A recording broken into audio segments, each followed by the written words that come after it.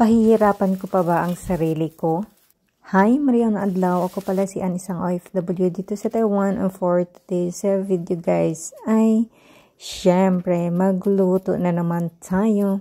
For today's video, ang niluto ko lang talaga ay dalawang klase lang. Itong isda, tsaka itong sibuyas, onion, ganun, tama.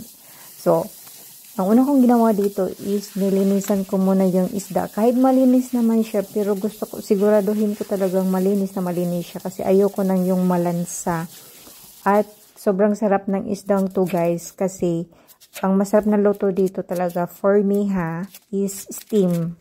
Masarap din naman siya sa prito or sa sinabaw. Pero usually kasi dito, ito yung isda na pag may mga okasyon, ito yung na isda ang ginagamit nila or inihanda, ganon. So, ang una kong ginawa sa isda ay hiniwaan ko siya ng ganyan. Ang tawag pala sa isdang to ay barramundi fish. Search nyo na lang, ganon. Basta manamis-namis yung laman niya.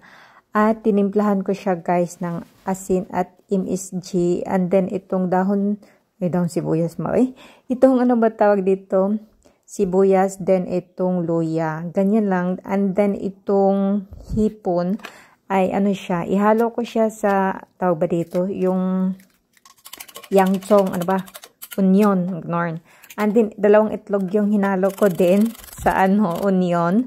Tinimplahan ko lang siya ng MSG at saka asin para malasa talaga. Ito yung natutunan ko guys sa dati kong amo. Sabi niya pag maghalo daw ako ng itlog sa anumang klaseng is dapat lagyan ko daw ng asin at saka MSG or paminta para malasa na siya at para ko na lang daw i-adjust ko na lang yung mismong main na ingredients doon. So ganon.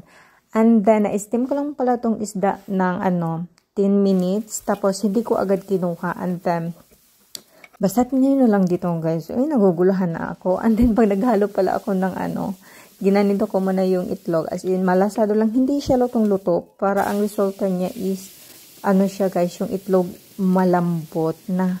Iba kasi yung ihalo mo, diretso talaga yung itlog. Tapos, or, pag hindi mo pa ihalo, the next mo na ihalo, is siya, pag lutuin mo siya na asing luto-luto, parang medyo matigas. Itong style ko is, para soft lang siya, ganorn. And then, last ko nang inilagay, guys. At pagkatapos kong maluto dyan, ay prepare ko naman itong nabili ni Amo na chicken leg. Parang lemon siya or basta ganon. Ready to cook. Cook na siya. Then, i-reheat ko lang siya dito sa microwave. Dahil tatlo kami sa 3 piraso yan, guys. O, diba?